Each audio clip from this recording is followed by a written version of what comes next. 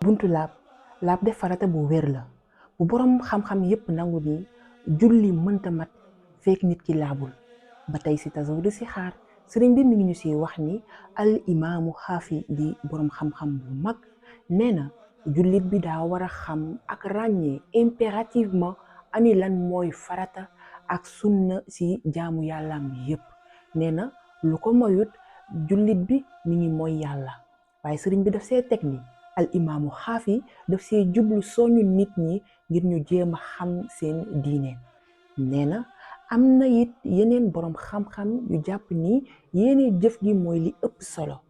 waaye nag moom Cheikhul Khadim daf see teg ni moom li mu jàpp mooy jullit bu xamul ani naka la ñuy àttee ab mbir maanaam xamul ni ko diine di àttee araam na ci moom mu jëf ko ba keroog mu si am lu ko leer. من خيانة وكن ما حرم خدمتي